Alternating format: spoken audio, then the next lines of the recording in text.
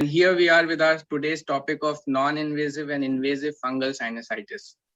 So this era, the era that went few months back, we saw the great increase in the awareness about fungus involving the sinuses. So sinus involvement, fungus, here comes the role of ENT surgeons. For any ENT surgeon to treat a patient with fungus, we need to know what all different types of fungal diseases exist in the sinuses, how to diagnose them, and so that we can render our patients disease free. If we ask this question, whether the fungus are rare, no, the fungus are not rare. We almost know around 4 lakh fungus species. But the important thing here is not all of them cause human pathologies. So around 50 of them cause human pathologies for which we need to take care and treat. If we broadly see the fungal diseases involving the sinus, we can categorize them into invasive fungal sinusitis and non-invasive fungal sinusitis. So the name itself tells us that in the invasive fungal sinusitis, we will see the fungal hyphae, the fungus penetrating the mucosa, submucosa, bone, or the blood vessels of the paranasal sinuses. While in the non-invasive one, we will see the fungal hyphae, but they won't be invading the mucosa. So this is the very basic demarcation line, how we can separate the invasive from the non-invasive. Now, this story doesn't end here. The invasive, we can further classify them into acute invasive fungal sinusitis, chronic invasive, and chronic granulomatous invasive fungal sinusitis.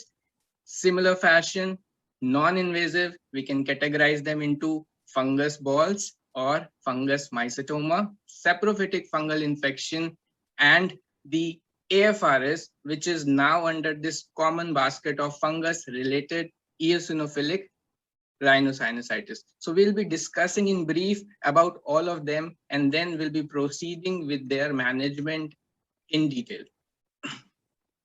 Fungus ball. So what are these fungus balls? These fungus balls are basically dense accumulation of these fungal hyphae. What type of fungal hyphae? These will be extramucosal. They are not invading because it's a type of non-invasive fungal sinusitis. So within one sinus and most commonly within maxillary sinus. So there is dense accumulation of fungus hyphae. Like if we see in this diagnostic nasal endoscopy, in the maxillary sinus, we can see the dense accumulated fungal hyphae. So these are basically fungal balls, which we will see in patients who are typically elderly females with a history most commonly of dental fillings and all. So these are immunocompetent female who will present to you or to us with a perception of foul odor, that is cacosmia. So there is no such odor exists, but they'll say that they are having a foul odor sensation, and on diagnostic nasal endoscopy, we will get a picture like this.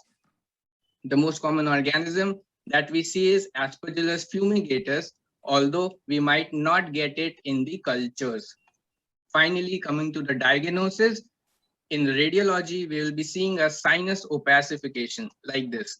So here, if we see the maxillary sinus is opacified with high dense material, and the maxillary sinus walls are thickened due to the chronic inflammation it is resulting. The further histological diagnosis will depend upon the absence of any fungus invasion in the mucosa, non-specific inflammation, and absence of any eosinophilic predominance, granuloma, or allergic mucin. So if these are absent and we see a picture like this, we can fetch the diagnosis of fungal ball. The second non-invasive entity is saprophytic fungal infection. So these basically refers to the fungal colonization over the crust. So many a times when we are done with our functional endoscopic sinus surgery, in post-operative follow-up, we'll see the crust present in the nose. So if these crusts are left for long, we will see that these crusts are acting as a platform for the growth of fungus. right? So what is happening is the mechanism is dysfunction in the mucociliary transportation that is occurring leading to that is occurring after a surgery.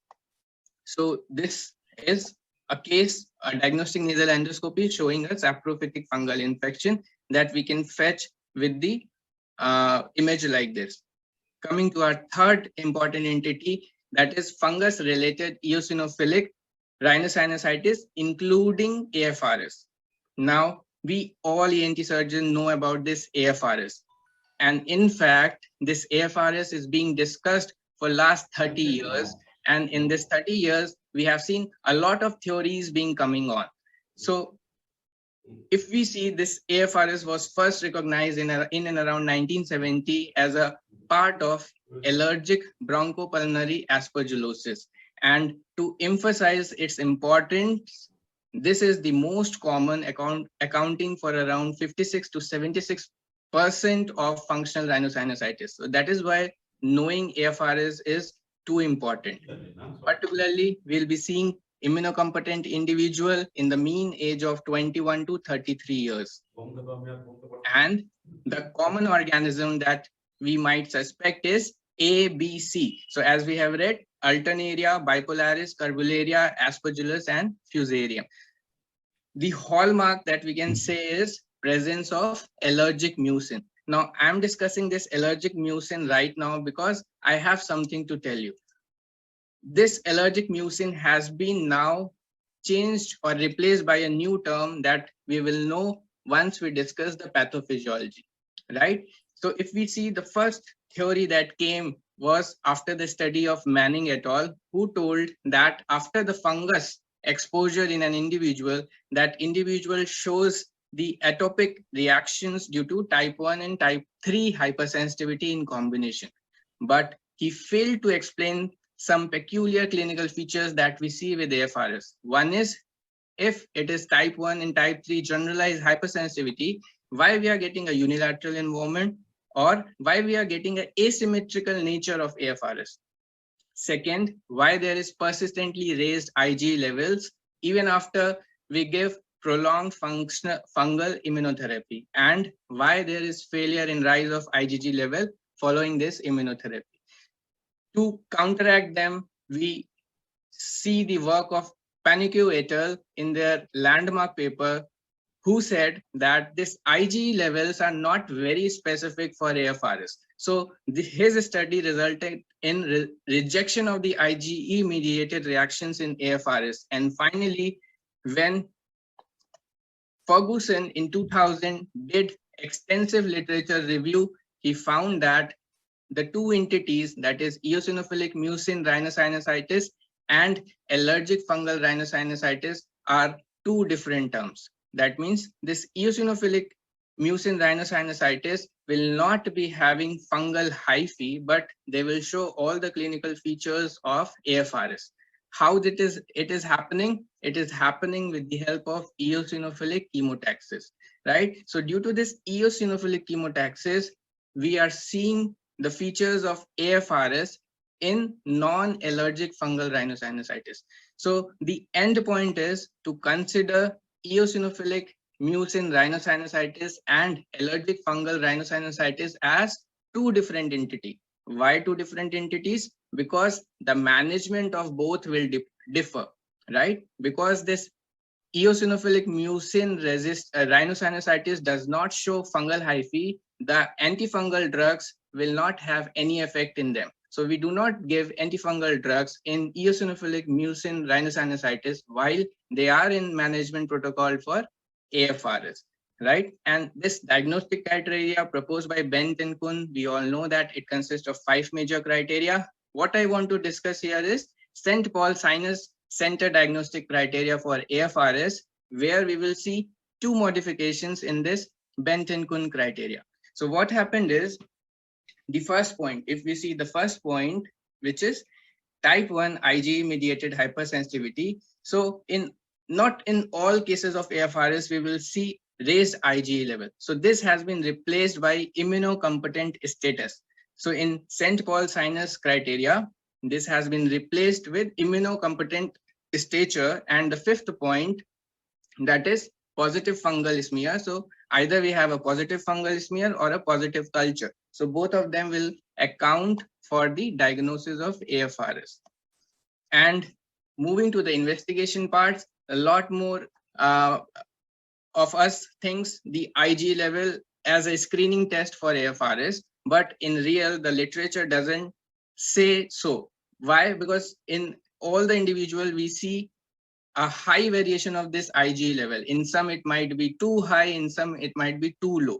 So it is not as useful for a screening test, but definitely it is useful for monitoring the clinical activity during the management, right? And what can be used as a screening test? We can use an in vivo skin prick or an in vitro RAS test for this, which will demonstrate this fungal specific IgE as a diagnostic criteria for the AFRS.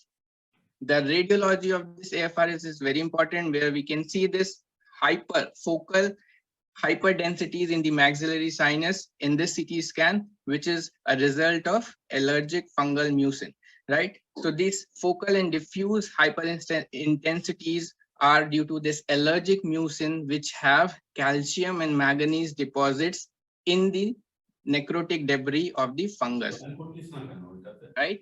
And here we can see the MRI showing us the signal void. So if we see in the left maxillary sinus, we will observe the signal void that is created again due to the heavy metals seen in the allergic mucin, which is now called eosinophilic mucin, right? Because the whole concept from IgE has been shifted to eosinophils. So eosinophilic mucin will show us this void. And coming to our final part, that is the acute invasive fungal sinusitis, which is going to be discussed by our senior Dr. Sampurna ma'am. In brief, this is the most lethal and the most important topic of today's talk. With a mortality of around 80%, it is the topic of discussion for everybody, right? And how we are saying it acute and when we are saying it chronic based upon the duration. So if there is hyphal invasion for less than 4 weeks, it will come under the basket of acute. And if it is more than 12 weeks, it will come under the basket of chronic. So acute invasive will be seen basically in two sets of population. One will be poorly controlled diabetic and another will be immunocompromised with severe neutropenia. So we are going to discuss this acute invasive in a bit detail. So I am just covering it in brief. The CT scan and MRI plays a great role in their diagnosis and planning the management.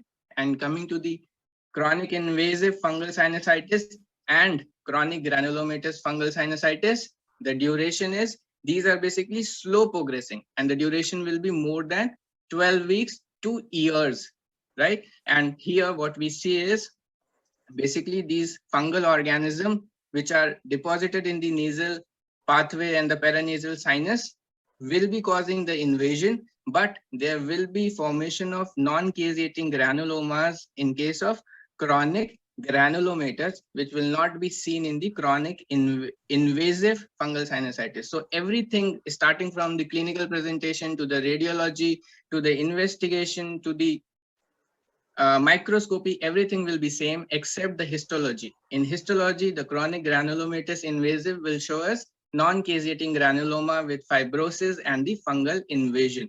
Another peculiar thing about this chronic granulomatous invasive is their regional predisposition. So basically these are seen in the Africa, Sudan, and in the Southeast Asia like India, Pakistan, and others. Most common organism here is Aspergillus flavus, while in chronic invasive is Aspergillus fumigatus. So I think I have discussed all the different types of fungal sinusitis in brief.